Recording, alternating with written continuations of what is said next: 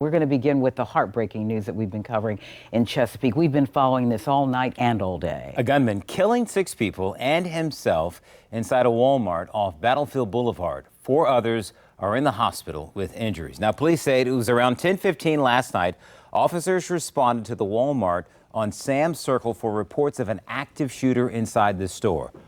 Once police were inside, they began evacuating. At least 50 people were believed to be inside the store.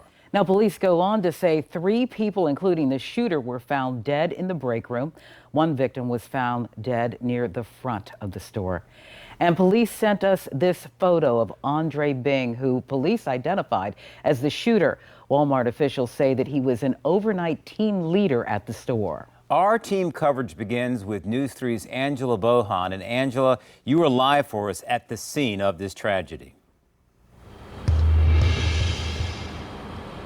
Yes, Kurt, we are here and we've been seeing people coming across in lines trying to have a look at what happened in disbelief of this tragedy. We just went next door and people are shopping for the holiday at the Sam's Club next door as if nothing had happened. However, here at this parking lot, the majority of it is blocked off as authorities investigate. And on my right, a makeshift memorial that's been growing throughout the day.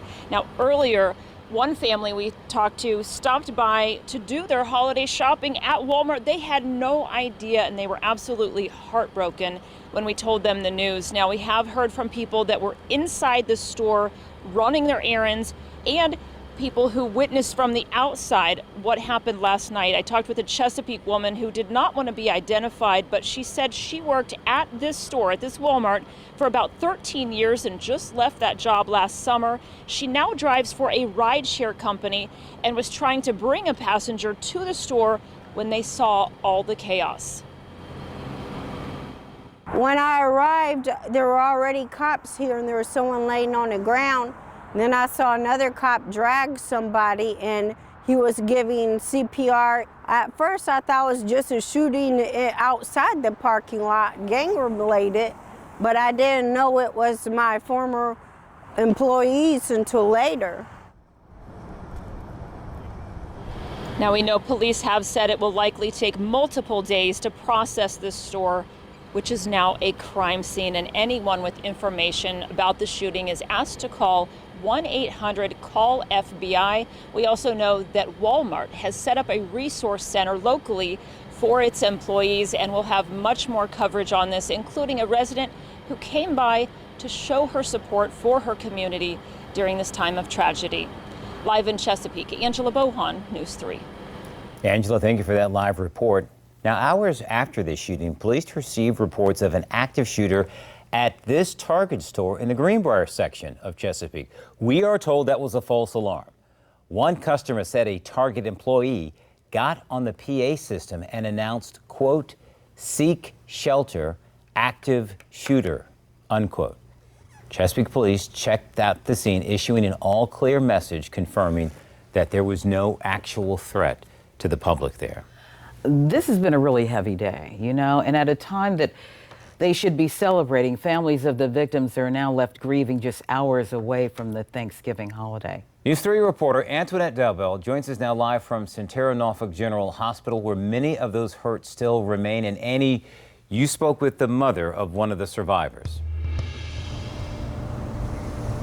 Kurt, I did, and she gave us a very chilling account of what her 24-year-old son went through minutes after he started his shift last night. She actually says he had to step over people lying on the ground as he tried to escape the store. Now take a look at this picture. This is Jalen Jones from his hospital bed, taken this morning right after surgery.